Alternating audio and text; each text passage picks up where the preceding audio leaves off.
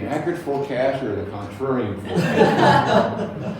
They want the real Whatever forecast. trip your trigger, whatever makes your operation work, I'm thick-skinned. And I know we ain't gonna get it right most of the time. In fact, I blew it this last winter, so, I thought the cold was coming in early, it didn't come in, and I thought the snow was coming in because we were in such a strong La Nina event. So, bottom line is, what I'm gonna argue is almost gonna be a repeat of last year, except for some slight tweaks.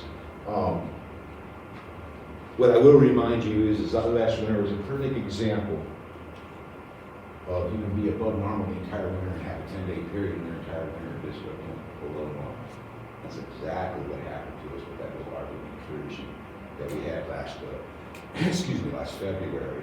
We had a couple minor events in the fall that is leading me to believe that we were going this way.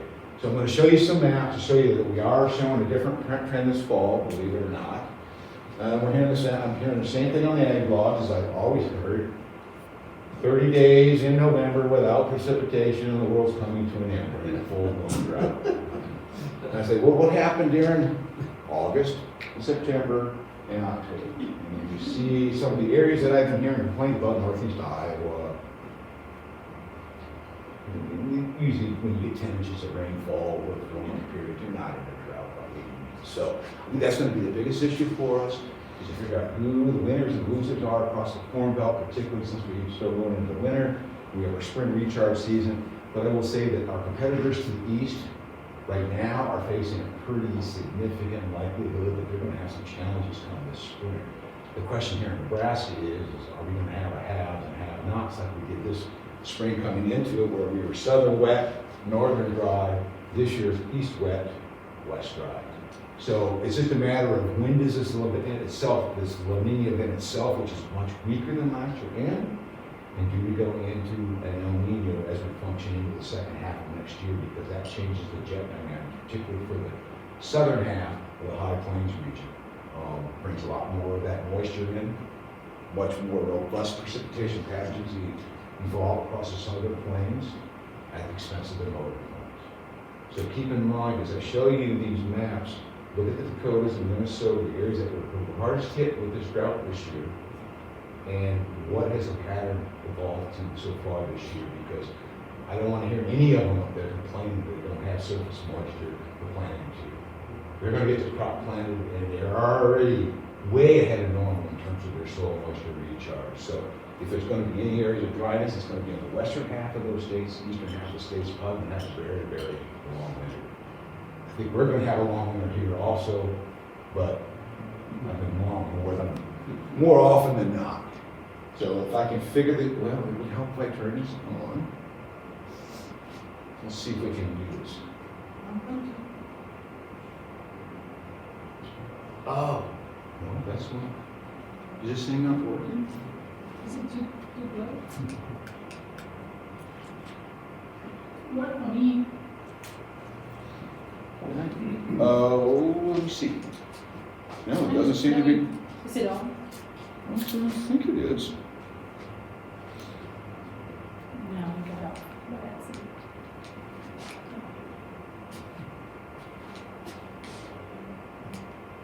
Hey, listen, talk over. And the dogs. We'll do it this way. I can go both. Probably battery. Okay. For a ground monitor depiction, I want to show you last year at this time in comparison to this year at time. The main concentration of the dryness was to the southwest of us. We were just starting to see some of the residual dryness up in the northern plains, and really it was because of the poor subsoil moisture. So what they were looking at from the drought monitor standpoint was a late summer dryness into the fall, and then looking at what the probabilities were that they were going to see, even if the average precipitation, where would they be as we entered into the growing season in terms of soil moisture in comparison to normal. And so that's why there was a lot of normally dry conditions, and of course going into the winter you don't worry too much, because the reality is in the northern half of the plains, and it's just not here in Nebraska, it only represents about in the best case scenario, 10% of our annual precipitation. So even if we're double, let's say here in York, double our winter precipitation, you're looking at in the area of gaining 1.5 inches of moisture if you're above normal, 200% normal, which in the wintertime, 200% of normal in Nebraska, it's not a pleasant experience, especially if you're getting talks across the state. Generally means you're going to be doing a whole bunch of makeup talks. Now, if we look at this year, and we've had the Dakotas, which in the middle of the summer, D3, D4 conditions covered the entire North Dakota, northern Minnesota, western portions of South Dakota. We actually have still a pocket around the Scotts Bluff area down in toward Kimball, where we still have some, D3 conditions. But I want to draw your attention to the western United States, because we have seen some changes over the last month to month and a half. Notice that the absence of drought in the Pacific Northwest, so they've lost 3 categories of dryness there in the last 30 to 45 days, depending on location. More importantly, the northern half of California has already went through at least a 1 category reduction. Along the coastline, they went through a 2 category reduction, along with the area of the Northern Sierras. So that'd be that area to the northwest of, San Francisco, leading up to right on the edge of Nevada. So basically that Reno area, Talikaha, all the way up, they had a 2 category reduction with that snow event.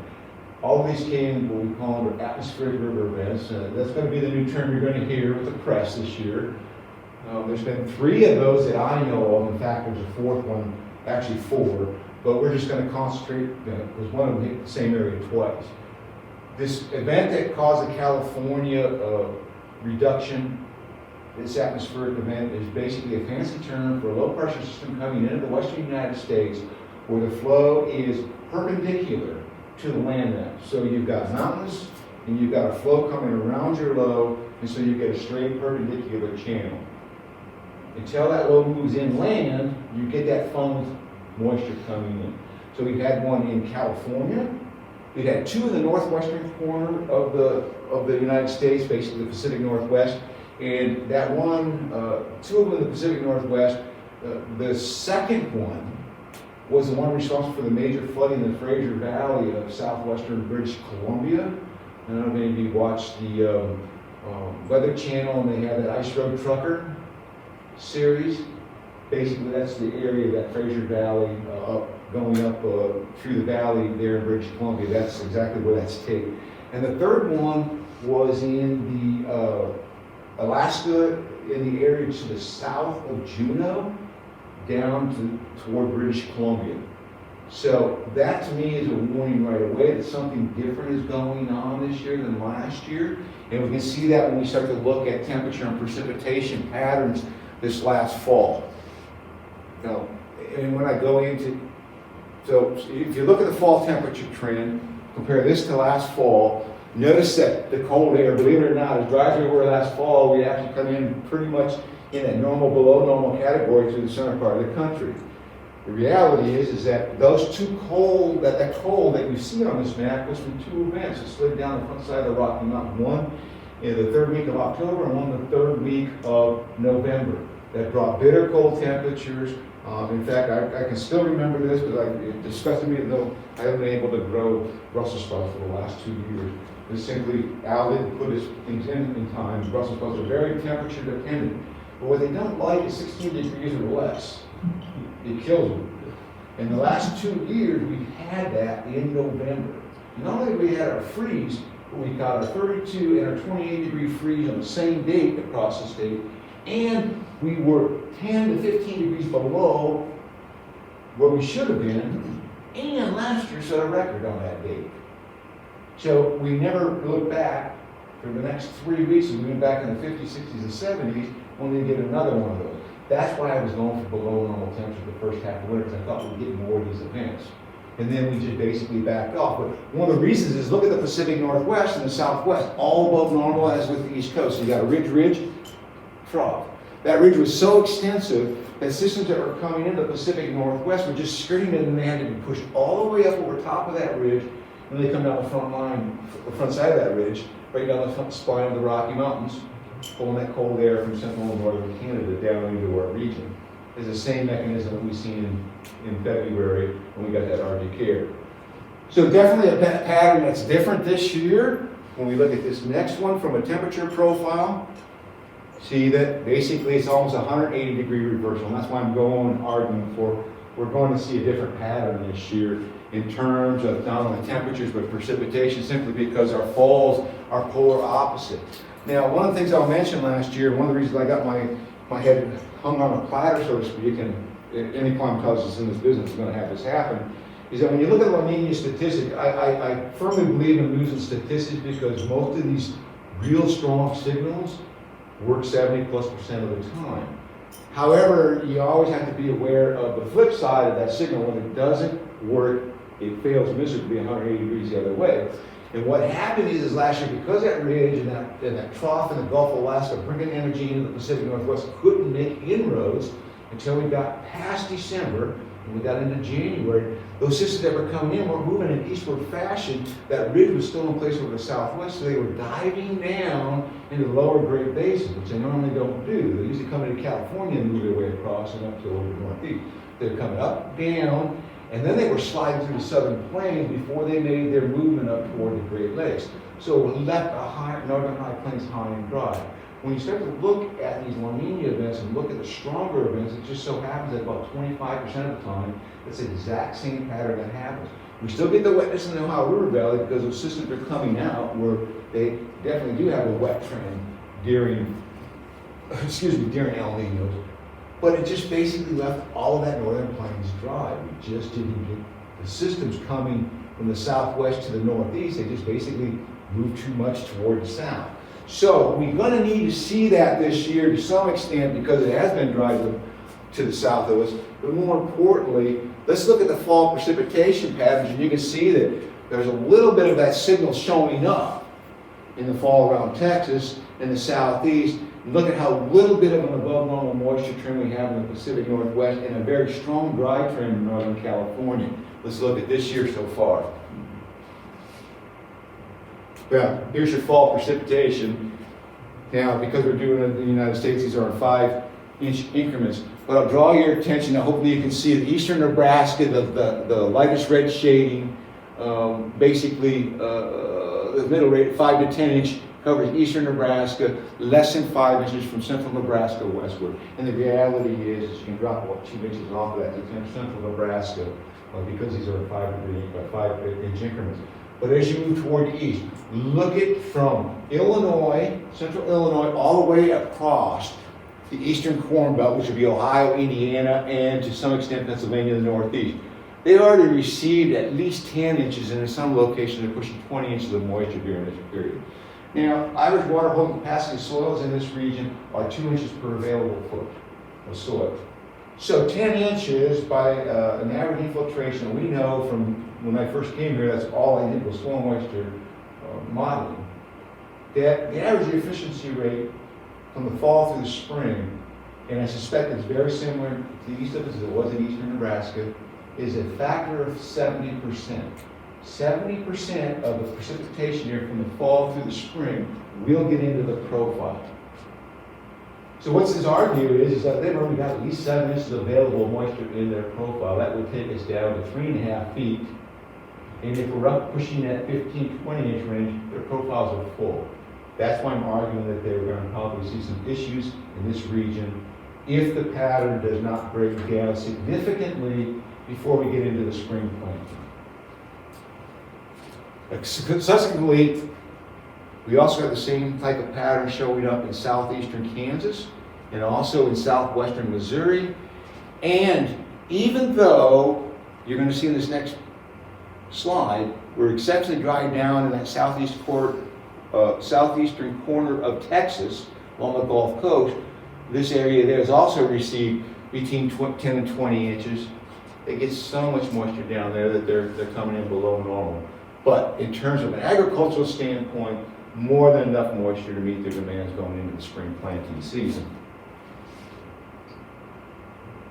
So here's your fall precipitation. Two things that are going to be taken into consideration here is that when we got the wetness started in the middle of August, it's not being incorporated into these maps.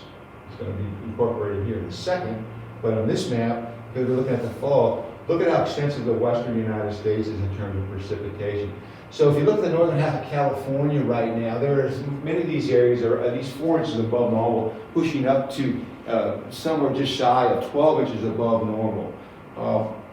Atmospheric river events, as I said before, are not unusual. In fact, NOAA has done an extensive study on these, and they represent 50% of the snowfall that falls across the western United States in these atmospheric river events. So where they get attention is when they fall on areas that were burnt really bad, and you get a lot of erosion because you're dealing with rain for lower elevations.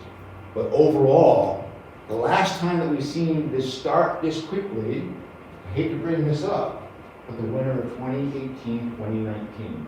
Remember what happened in 2019 spring here in central Nebraska. So buyer beware.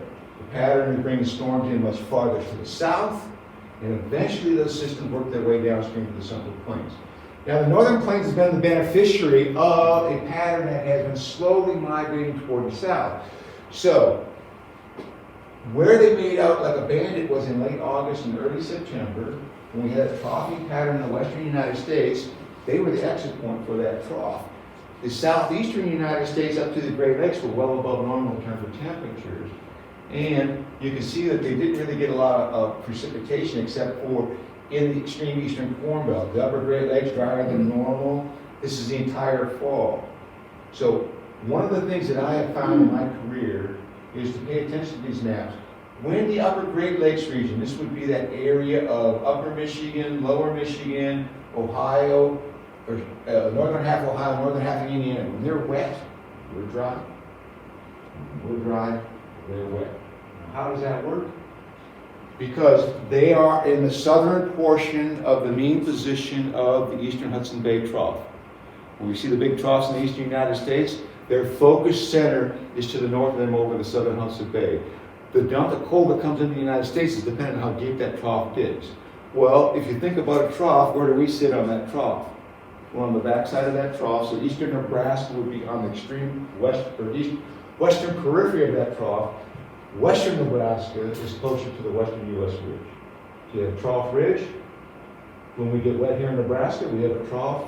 Now you got a ridge over the eastern United States.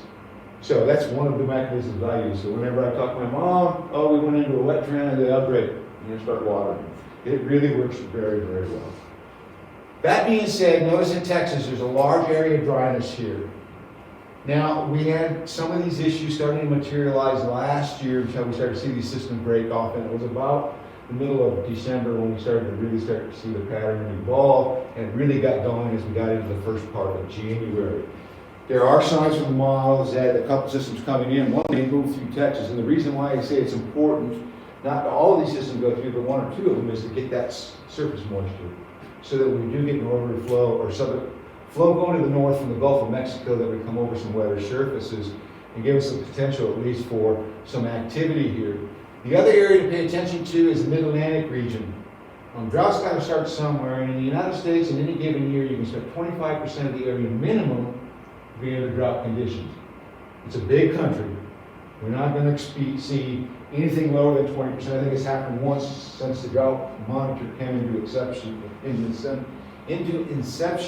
back in 1999. So for 21 years, only 1 year did we drop below 20% of the coverage in the United States that you were under drought, and even that was around 19%. On the high end, you get up to the 60% range. So we should expect dryness somewhere. It's just a challenge. Where will that dryness evolve? And that's why I'm looking at that Mid-Atlantic up to the Texas region, because if we follow a normal La Nina pattern, they'll get a few systems, but they will continually be drier than normal. And if that area starts to form in, then we have a dryness going into the spring, and we watch for that to build slowly toward the west-northwest, particularly if we go into an El Nino during the second half of the summer, because now the southern jet stream becomes a player. If you've got a dome of high pressure, you'll still get your southern jet stream, but it'll force eastward to the Texas, and then with that ridge there, it would be forced up into the Great Lakes region. So that's one solution, is a potential for next growing season. And I'm not ready to call that yet, probably will sometime within the next month, month and a half. So on top of the precipitation that we've seen, there's also a wetness factor from August. And because it fell in the second half of August, it more than met what the crop needs were and gave us some little excessive moisture. You look at southern Minnesota, north into Iowa, where I always hear producers complaining about dryness issues. And that we got a little blue dot is, I noticed a couple of people blogging about concern about dryness already. And here they are, that little blue spot dropped between 8 and 9 inches over that area in August. So they forgot about that excess moisture on top of the September and October moisture events. But with our bottom line with our beans, you can see that really the wetness is established firmly between this month and the fall across most of our competitors, to the north and to the east. It's here and to the south where the concerns are at this point in time. And of course Colorado, because everything revolves around skiing in that state, and they're really complaining big time because they don't have any snow in the mountains. They got it early and then they haven't had anything late. I would say that they don't have anything to worry about over the next 10 to 14 days. They probably go from one extreme to the other. So I want to briefly go through these real quick. These are available through the High Plains Regional Climate Center, and I use these maps. I don't check them every day. Don't drive yourself nuts checking them every day, but every couple of weeks you can kind of get an idea what the impacts of these storm systems are. These are all in the liquid equivalent moisture.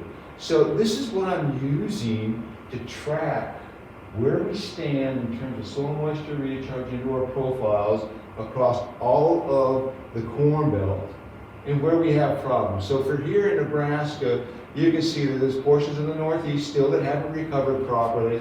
And western Nebraska is just a basket case. We've only received, on average, about 2 inches of moisture. So because this is mostly rain land and these warm temperatures, our soil moisture monitoring network is showing no change in soil moisture whatsoever.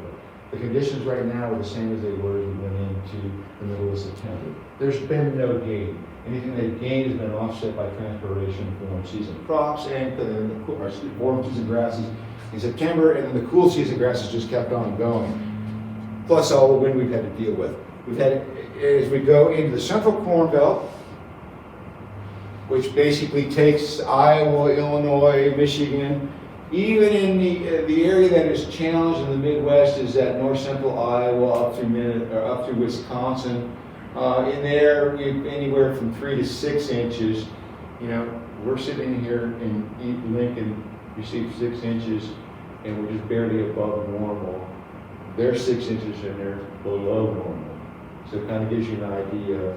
As you move eastward, the annual precipitation is so much greater, and they are so much closer to the feed from the Gulf coming straight up, that they're not cut off like we are here in Lincoln, where you go straight south in the Big Bend area. There, they go straight south, they're in Louisiana, Arkansas, and they got a fetch of moisture coming northward. So they have about 6 inches additional moisture they can play with in a year than we get normally here in eastern Nebraska. So I take it with a grain of salt when they complain. Generally, if you're going to worry about a drought in Iowa and Illinois, most of those occur following a very wet spring and continues on to the first month and a half of the growing season, and then the moisture shuts off. We get the shallow root syndrome.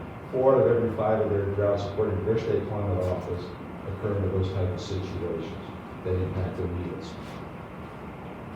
But it's obvious from here that if you look at the state of Indiana, that they've had enough moisture that they could share with Nebraska, Iowa, and Illinois, and I think that they would probably like to get rid of that. So there's a real wet area here, not including the August contribution. So the southern plains, it is that southwestern portion of the state that has been persistently dry since August. They haven't received much in the way of moisture. I was very pleased that they did get a little bit of precipitation out of the system that basically ejected out here this last week. Hopefully we'll see some of that fill in, but until we see some of these semblance of some of these systems come across, at least in northern Texas Panhandle, and then move up toward the northeast, this is going to be a dryness area that we'll need to watch very closely. But this is also an area that does real well with El Nino type implications. So, as we go through these next few slides, you're going to kind of see where I'm going from there. So let's go right into the La Nina part of the equation. La Nina is just basically a fancy term for a normal cooling in the equatorial Pacific. It's highlighted by blue. You can see that there's a strong blue area over the Gulf of Alaska into the Bering Straits region. There's also a channel coming from California, and last winter it came right to the Central Pacific, much stronger. This year it's being cut off. It basically is shoved much more to the west. So it's not reinforcing as much of the Central Equatorial Pacific. Most of what's being forced into the Central Equatorial at the surface is coming from the Antarctic ice melt. That's going to end here in the next couple of months. As we get into the spring season, they go into their fall. So we've got approximately 60 more days of melt to go on before they turn. So you're going to get rid of that surface cooling from the meltwater. And we see the same thing last fall. But to me, the biggest difference this year than last year is that wedge of above normal sea surface temperature emanating from Japan and then pushing toward the west coast. All of those atmospheric river events have developed on the edge of the Gulf of Alaska cool and the mid-Pacific warm. That channel right there is where the forming has come on these low pressure systems. And over the last 30 days, this has actually intensified and pushed eastward by at least 500 miles. It was not able to come into the western United States coast, and you can see now that warm channel is there. So what I'm arguing is that these atmospheric river events are likely to really juice up here over the next 30 to 45 days based on the amount of warmth that is here. So really it boils down to what's going to evolve at the surface and what's going to dictate that. One thing I'll draw your attention to is that if you notice, maybe I can get this to work here with the red button. Yeah, this area right here had a very strong cold anomaly as we moved into the mid-December period. By the end of December, we started to see a little bit of normal warming, and that expanded. That's when we started to see that jet stream favor the southern jet more than the northern jet. Kind of got that split flow around the Dakotas and everything come through the southern plains and then hit southern Nebraska on its way toward the northeast, but bypassed the northern part of the state. So I've been watching this area, and it looks like this area has been starting to fall apart again in terms of getting the cold out of there and seeing a warm anomaly develop. To me, this would be the area that will help to feed the southern jet. And if we're going into an El Nino, this will be the first place that we'll see that. Not only on the northern half of the equatorial region, but we'll start to see that spread to the southern half, and then that will move toward the west. And that's going to be dependent on how much warmth comes underneath the surface to help reinforce it. We've seen some of that occur this spring, only to see this cold pocket that you're seeing right here develop. And I'll be honest with you, the first time in my career I got, I always look for something different, something you got to lock in the back of your head. And one of the things I've been watching these for my career, I had never seen this happen, and this is the first time. Generally, this cold water that comes up usually comes up right along the coast, which is on your far right side of the screen. This one had emanation from the central equatorial Pacific deep water and then moved up toward the northeast. So CPC, and I'll give them credit for this, because I didn't think this was possible based on what I was seeing on these undersea currents, went for a second-year La Nina event, but it was not based on this, it was based on just pure statistics. 50% of your La Nina events will go into a second year. So they went with their statistical model, and then right after they went out with the statistical model, this cold started to upwell. Now, CPC is also the other one on the globe that's going for a full-blown La Nina event, although it's going to be weak. You have to have 5 consecutive 3-month rolling periods. So January, December, February would be counted as 1, January, February, March would count as 2, and so forth. The Australians say that this is going to end at 4, so it's not going to be criteria. So, you can argue over that 2 to 1 month, whether it is a true La Nina or not, but we are seeing a La Nina impact across the globe. Very strong system everywhere in the globe. Very intense cold, and we're going to get to that, and I wish I could do this, it makes it harder. We're going to get to that in a second, and why that's occurring. But here's your numerical models from around the globe. And I use these as a cautious guide going forward. But the one thing that is consistent when I feel comfortable with the forecast from these models is that they're all showing the same trend. They're not going in polar opposite directions. Every single one of the global models shows the same thing. And they don't all run off the same data, so there's different mechanisms driving these. What I want to draw your attention to is that red line. That's kind of an average of all the models, and it hits its peak base in the November, December, January period. So we are right in the middle of that 3-month period. But more importantly, as you go forward, this magical line right here is a delineation between anything below is La Nina-like, anything above we get into the neutral until we get to 0.5 degrees Celsius, and then we go into El Nino-like conditions. So where CPC ends this, basically in that January, February, March to February, March, April period, the Australias ended in this January, February, March period.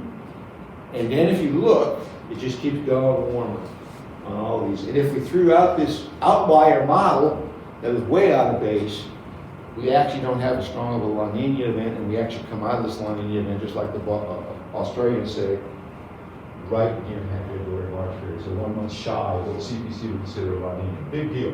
What's bigger deal to me is the other side of this equation.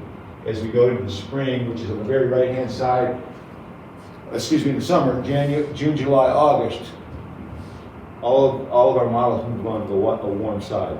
All the dynamical, statistical models, when you average them all together, the consensus are they all go on to the warm side. Generally, when we see a building El Nino event during the summer, it will continue to get stronger during the fall. It usually doesn't go down the other way. So I have a high degree of confidence that we'll probably go into a weak El Nino event, and one of the reasons for that is this very fact here. That warm anomalous pool, and it should be animating, but it's not, is building this cold pocket that you see here. If the animation was working properly, it is basically almost to the surface, and this warm pocket now is under the second central equatorial Pacific. So it's within 3 months of coming to the surface, actually about 2.5 months, that warmth will come to the surface. As it comes to the surface, the cold water gets pushed farther to the west, and we recycle that whole process again. So what happened this summer, as we went into this pattern, the same pattern evolved, we get that cold up going, came and cut it off. I just don't see it this time because we have warmth showing up different locations from the west-east, down deep at that 450 meters or below the surface. All that warmth is moving up the surface. So we're pushing this cold water out, and that's going to change the jet dynamics. So as we go through this winter, one of the things that I want to draw your attention to is that is unusual again, that's opposite of what we've seen the last 2 winters, is the Arctic Ice Accumulation. And it's very difficult to see this, but right here, there's a little wavy yellow line.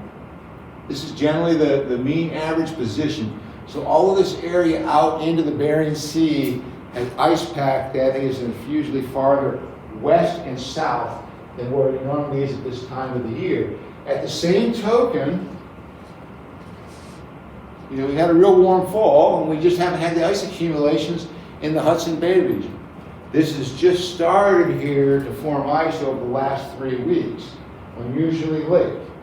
But it's also the same time we started to see the colder air penetrate the upper Great Lakes and had blizzards across eastern Dakotas, and then the heavy snowfall across the Great Lakes. Why is this important to me? Now I'll show you one more because you can kind of see where the ice is beginning to form. And I haven't updated this for a week. I'm imagining this change a little bit in the Hudson Bay region, but those blue areas indicate where the ice is forming or is expanding.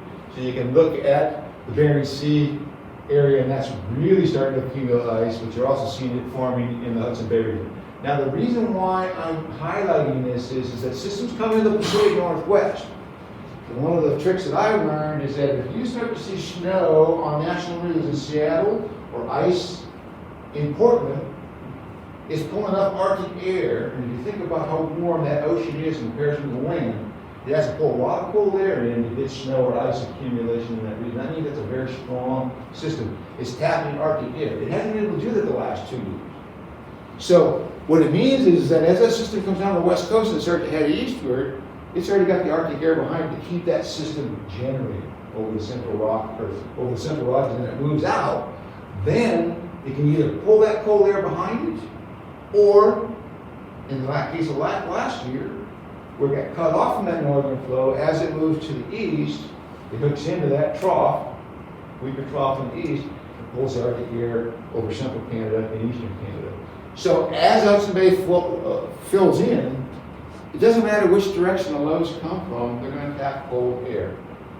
And what's unusual about this year is that the Arctic air formation over the northwestern Pacific, the northwestern portion of Alaska, and this would also be the northeast portion of China and Russia, occurred 30 days earlier than the last real strong cold Arctic air infiltration. So we haven't seen something like this for the better part of the 20 years. You see this type of cold Arctic air coming in. I'm not trying to scare you, but I'm just trying to warn you that most likely enjoy what we've had because it will come to a crashing halt. That being said, because it's so warm and dry to the south of us, I don't think we're going to stay locked into a big snowy winter. What it's going to be is probably go snowy, turn warm, melt, repeat, wash, repeat. And we've kind of seen that here, where we get these little summers of cold air coming in, but nothing locked in. I will tell you this, and I've said this after the 2012 drought years, we were going into 2013, the concern was a second year. And one of the things I said to the folks was, I'm not concerned at all because we're getting funnel boundary passages on a frequent basis. So even though we're getting these fronts coming through, we're not going to increase it upon them. As long as we get a regular semblance of that occurring, not a system coming every 2 weeks, and the remainder of the time we're under high pressure with no system moving through the center part of the country, when we translate into spring, all of a sudden those little systems become little quarter-inch amounts in March. In April they become little half-inch amounts, and then all of a sudden in May they become 1 and 2 inch amounts, and all of a sudden you've got some planting-related issues because you don't have enough drying time. You're going to run a system through Nebraska every 3 days, and we're doing that in the spring, it's going to be a wet sucker around here. That's just the reality of the situation. So, I honestly think that our biggest issue across the entire Corn Belt, outside of the spring planting window, will be when does the dryness issue itself develop and where will it occur? And that's going to be dependent on if we go into an El Nino. If we go into an El Nino, then I think the northern plains, the Dakotas, it may be the northern 1/3 of Nebraska, maybe return to that longer term dryness issue, but it probably won't be until the second half of the drowning season. So if we build enough moisture this spring coming up, they'll have the carrying capacity of 1 or 2 rain events, and all of a sudden make a decent crop. I think it's going to be a high risk to think that we're going to have a major drought that's going to impact our yields this year simply because of the amount of moisture we've received so far. So here's your snow depth. You can see the absence of snow. And look at the central Rockies, northern Rockies. They were the beneficiary of those big systems coming down the Front Range last fall. And they basically stayed within normal range. They go below, then they go above. But when it was all said and done, it fell right within normal snowpack range. This year you can notice that a lot more snowfall in the Dakotas. This doesn't even take into consideration. Well, yes it does to some point. It's not all reported here. But if you look at northern Michigan, these blue changes are so, these different categories. You got like 4 categories of blue. But essentially, the area from northern Minnesota southeastward to the northern half of Michigan, at a bare minimum, there's 6 inches of snow on the ground, and in the higher locations of snowfall, we're over 2 foot already. And yeah, if you like the snowmobile, if you look at the Upper Peninsula of Michigan, you can kind of see all the purples. This is where everybody goes. Diamond Mountain Range, up at the what I call the Panhandle of the Upper Peninsula, Houghton Bay region, all of that goes out to Lake Superior. This is where all the folks from Detroit go if they don't go up into our region when we're snow challenged. So the last 2 years they haven't been able to do that. This year it's out of control already with the snowmobile. So kind of gives you an idea that we live and die by snow in Michigan. They can live and die by it out out here. You guys don't get as much. It's a miserable place until that lake freezes up. Then it turns cold. So I want to show you quickly what CPC's forecasts are going for. And I really don't have any arguments against CPC's forecast because this is a standard La Nina forecast. I will make a couple comments on the changes in their forecast over the last 3 months. And the biggest deal on this one is the infiltration of cold air has been pulled farther to the east, into the central Dakotas, and the probability levels, your lowest probability level which is basically 33 to 40%, has now pushed close to the Nebraska border, but the secondary level, probably the level puts you in that 40 to 50% range, actually has been extended from eastern Montana all the way into the western portions of North Dakota. Do you really know how to interpret these maps? And I see nobody raising their hand, so I'll give you a little brief tutorial on these, because if you don't understand these probabilities, you have no chance to figure out what's going on here. This is a three-class system. So think of a three-headed coin. One of the classes is normal. That always gets a 33% probability level. So if you're in that area below that runs in the 40 to 50% probability range, you have 40% probability above normal, you have 33% probability of normal, that leaves you 27% probability of below normal. So if you go in the upper end of the range, 50, so you're between 27% below normal. Go 50 plus 33 is 83 minus 100 is 17. 17, saying 17, 27% probability that you'll have above normal temperatures there. The remainder of it goes into the below normal and normal category. So that's a very, once you get into this type of scenario, right here, with the probability levels 50 to 60%, it means you're running 7 to 17% chance that you're going to see below normal temperatures there. But really, once you get to the third probability level, it's almost a lock that you're going to see those type of conditions. And that's the only good thing I can say about the CPC map. The rest of it's confusing to the general public. That's why they have these color shadings. So the more intense, basically, glorified way of saying the more intense, the more likely that you're going to fall into those probabilities. The other thing that we've seen on these maps is been on the seasonal above normal precipitation of the Pacific Northwest. They've actually pulled that down southward. They haven't moved it eastward, but they've actually pulled it southward in the last month by half a state. So that the lightest shade of above normal Pacific Northwest is covering central Oregon. And you could almost go eastward into the northwest corner of Wyoming. And the other area that really increased the probabilities and pulled it toward the west is over the Great Lakes. They pulled that westward a half a state, and they pulled it southward a half a state, and increased the probabilities over the Great Lakes. Most of that was in lower Michigan, the northern half of Indiana and Ohio. That's been actually pulled southward also. So it tells me that they're seeing signs that we're going to probably see some fairly robust precipitation activity with these storm systems. At the same token, the area that has been persistently dry and warm continues to be forecasted that way. So if we go to the spring, notice the absence of that below normal temperatures. To me, this is that they're pulling their El Nino statistics in. This verifies to me that their models are showing the end of La Nina, and they're going back to whatever, or that kind of that neutral conditions. So we could probably see a little bit of each. I think the reason why we have see above normal temperatures here is simply because we have a trend in the southern plains for above normal temperatures and below normal precipitation that's been persistent now since August, and until we start seeing storms come through this region, that's probably going to be a favored forecast going forward. It's not uncommon. Just because it's dry and warm to our south of us, it does not mean it's going to overwhelm us. It just means to be bear watching as we go into growing season. Notice there's one feature here that would cause all kinds of planting issues, and that is for wet during March, April, and May. And if you look at that now, they've backed that all the way up close to Nebraska. So bottom line is there's a lot more evidence here that we're closer to the above normal precipitation categories than we are the below normal precipitation category. And then of course in the summertime, this is a long way out, but if this verifies, I can guarantee you that we're going to have record national yields. Because when I see a pattern like this, as a meteorologist, I look at ridges and I look at troughs. And so at equal chances, got a nice little view right there. The upper air trough. If an upper air trough wind position sits way over Iowa, it's a pretty much done deal there.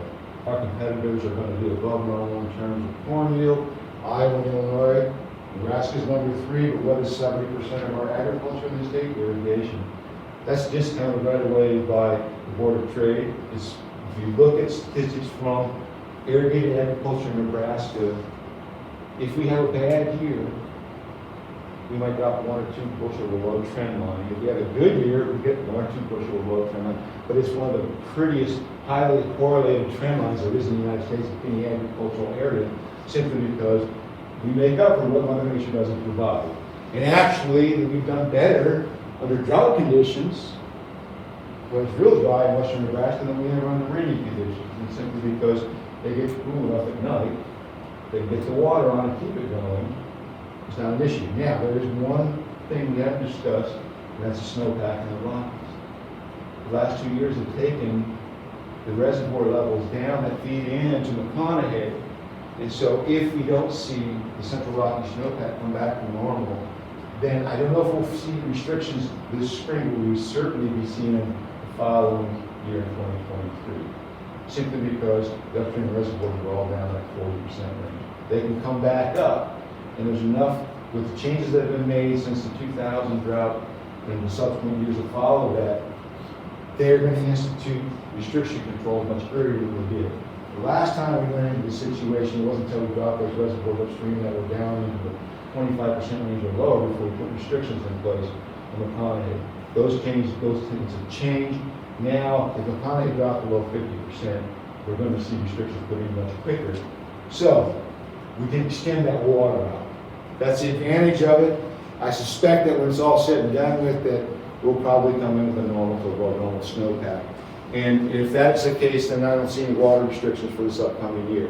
So your summer precipitation forecast, this is, to me, looks like the signs of an El Nino, La Nina hybrid. Generally, under El Nino, the Pacific Northwest and the Eastern Corn Belt turn dry.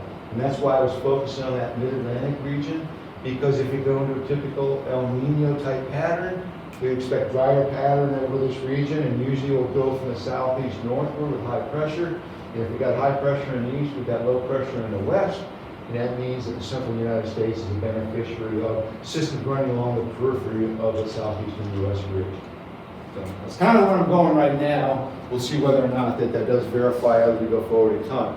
So I want to show you a couple jet stream patterns, just as examples. This is actually the current upper air pattern for today. You can see a domination of that Hudson Bay upper air below. And what I'll draw your attention is, look it up on the left-hand side. This is the Gulf of Alaska, the progression of systems running around the periphery of that. As that energy comes out of the upper air low that's sitting over the Aleutian Islands, it basically runs that channel. And what's important about this is that first system that you see coming down, that's basically right off Oregon. That system is expected to move through Texas. So remember I said we need to see some moisture down there. This one looks like it's going to have a bigger impact on it. The second system back that you see behind is the one that's being advertised for the snow event come Friday and Saturday. That system will move around. And the reason why that system is projected to come through our region is that this first system, as it comes through Texas, is going to hook up with this trough and pull this trough toward the northeast. And that's going to open up the second system to come in at a much farther northern latitude and then move its way across the Central Rockies. And right now, the northern half of the state is the ones that are most under the gun. But we'll wait to see a couple more days. If this takes the southern track, then more of southern Nebraska will be in. If it takes the northern track, then the Dakotas are going to get bombed again with heavy precipitation. So that's the other thing. If the Dakotas continue to put a snowpack on, any air that comes over the top of that snowpack is going to be reinforced. It's not going to modify like last winter. So that's the other thing that we have to pay attention to, is that northerly flow of that snowpack is going to be cold. And if we had any semblance of snow on the ground right now, we'd be 20 degrees instead of 30 degrees. It's good for 10 degrees at this time of the year in terms of cooling. More importantly, what I want to draw your attention to and why I'm confident of what's going on, here's an animation over this period. You can kind of see that system zip through, and here comes the big one that is expected to give us a good snow event. And as it goes through, notice that ridge building up. So it's going to trap that cold air, but look at the big low that's coming into the Pacific Northwest. So every time that one of these systems comes on shore and the ridge goes up, it's getting replaced by another low pressure system. So this is going to be a big, big winter. And so you can see how it slows down as it goes through the western United States. And boom, you get this one, and then you get another one coming behind it. So We've been in this Pacific North, or we were in this northwest trough of the Pacific late August. And, excuse me, that was the tail end of it. We had another secondary impacts of it in late October. Since then, the northern jet has come, the Hudson Bay northern jet low has been dominant. Usually we figure in my business 6 weeks. It breaks down and we transfer that energy to the western U.S. trough. Doesn't mean that every day you're going to see something come out of the western U.S. trough. It means that during that 6-week period, that's the dominant pattern. You can almost see it starting to evolve here. And if we go even farther, you can see that there's just one low pressure system comes in, and notice another one gets kicked down. This could be a very, very rough month and a half coming forward. And that's why I say it's completely opposite. So if you look at last winter, you go the opposite, that would argue for cold and snowy across the northern half of the state through the end of January, modifying to a warmer, more variable pattern, because we'll start to see systems coming out of the southwest. That would push the moisture to the south, to the southern jet, and we would keep coming out of this, we'd come good. We would see those systems coming out of the southwest, hooking up with the northern jet, and those would be directed toward the eastern corn belt. So we could see some Arctic air coming in, but more than likely we would be dealing with what we've been dealing with this fall. Ridge, a few days of cold. But one of the things to pay particular attention to is if we go through that phase, the breakdown of that phase would occur as we go into March. If you look at past La Nina statistics, these last 2 Marches have been dry across the state. We'll call it opposite. But that will be our wet, stormy period. And that's where I think western Nebraska recovers from this thing. It also means it's probably going to be a miserable experience here in calving, but if we're storming here in calving, that means we're getting good moisture, because those are the wetter snows that we need to see. They're also the big ones that impact the Central Rocky snowpack, and it's really March and April that make or break the snowpack in the Central Rocky. So my expectation is that we will probably see stormy pattern, and then as we go into planting, where we've had been favorable conditions the last 2 years, and in the areas to the east of us have been struggling, I think we tap into a great bit of that activity also in terms of planting, particularly as we get into that mid-May into the June period. From that point on, as the El Nino again itself starts to materialize, we start to get a blocking high pressure system develops over southern Canada, brings dryness to that region, and the same token, it increases the southern jet. And we start to see the activity once again rolling across the southern and central plains. So for all standpoints, it would be a much more humid air mass, which would be less water use, but also would increase the chances of late season precipitation, particularly on the soybean crop. So, in summary, we're in a weak El Nino. It is forecasted to end by early spring at the latest. There's definitely significant differences between what we've seen last fall and this fall. And I'm translating that into a winter forecast. Expect the same thing, much more active weather, particularly across the northern plains into the northern half of Nebraska. I think a little bit more uncertainty as we go to the south, but if we get into this active troughing pattern across the western United States, it really is not going to matter. We've had enough moisture in portions of eastern Nebraska that we just need to see a couple of events to make me feel comfortable that we're in a pattern that would be favorable going into spring. Arctic ice accumulations is significant. Much more significant in the western basin this year than last year. Generally, those lead to some very strong Pacific snowstorms, Pacific Northwest snowstorms that eventually translate downstream into active weather. So, if we have a ridge over the California region, and these troughs come into the Pacific Northwest and they can't dig, they're going to head straight eastward. That happened as we've seen these activity in the Dakotas this last month, most of these systems coming across and diving over the Great Lakes. If these systems are able to dig, like they did early in the end of October, then we look for landfall of those systems in Northern California. If those northern half California systems do occur, generally downstream, the area that's most impacted is the Central Plains region. So in Kansas, Nebraska, and maybe the southern third of South Dakota would be in the right storm track. And that's exactly what happened during September. The problem with September was that they were moving so fast that they didn't get enough time to pull that Gulf moisture into them. But you can see from the upper air patterns that these troughs look like they're going to dig much farther to the south. So the farther they dig, the slower they are, the more Gulf moisture they get back to north of them before the actual system itself at the surface arrives. And the big question marks that I have here, weak El Nino-like conditions by late summer, that's based on statistics right now. If this does not materialize, and by chance that the numerical models are wrong, then the most likely scenario is that everything I told you, you throw it with the bathwater, we're going to go see a repeat of what we seen last growing season. This last growing season, and more likely, some of the conditions we seen the year before during the spring conditions. So that's where the uncertainty in this forecast lies. So, I'll be speaking off and on throughout the winter, but I also put this information in a form for you to get access to. If you don't even know it, I am putting regular weekly forecasts on the NSCO website now, Nebraska State Climate Office website. We're past the weekly ag forecast portion of it. I do weekly from April all the way through November. Then I go to monthlies. And in fact, tomorrow I'll put the monthly together, so I'm going to go the last 2 days, look at November, but we'll also look out for the month and 3-month forecast, not CPC standpoint, AL standpoint. Third week of the month, I give a La Nina update. This is where you're going to be able to see the changes. I'll incorporate everything CPC has got in terms of the outlooks and what I'm seeing.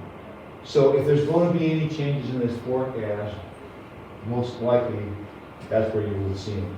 Those will be issued, I will issue that the third week of this month, right around, what is today, the 6th, through the 26th, 7th, 21st, back up, 14th, 16th, CPC puts out their long lead outlooks. Before that, they put out their ENSO update, but I need both of those to write the entire article. So expect on a Friday, the 17th, Friday the 17th of this month, there'll be the ENSO update. And right around that, like I said, the third Thursday of the month, when CPC releases their long leads, within 24 hours, I'll put my forecast together. So, where do you find this stuff?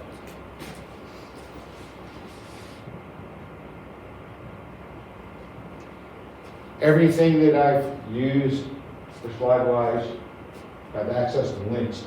But if you look at the NSCO weekly, monthly ag websites, you can see where they're located in each one of these. The easiest way is go to nsco.unl.edu, look at the articles section of the banner, put your cursor over top of it. It'll pull down your weekly, your monthly, and your quarterly reports. So weeklies are the ag forecast and the ENSO updates and the seasonals. And then we go, or the seasonals will go on to the monthly and the special weather events. They go under the climate summaries area. The weekly weather ag updates, that's going to be your ENSO and the in-season growing forecast. These eventually will go to podcast. We were hoping to do that this year with COVID. Things are so backed up. We're catching up, but give us another year. I think by spring we'll have all our current issues taken care of so that I can get the computer system support necessary to move these into a pod forecast. To be honest with you, it's much easier to do a pod forecast, believe it or not, than it is to type one of these suckers out. It takes me 8 hours to put one of these suckers together. Yeah, welcome to my nightmare. So for me, I'd rather put something that takes me 2 hours. You don't want to read some 3-page document. You want something quick that you can grasp and you can listen to in 5 minutes, and that's where we're going to head to. So, things are coming. Other thing is.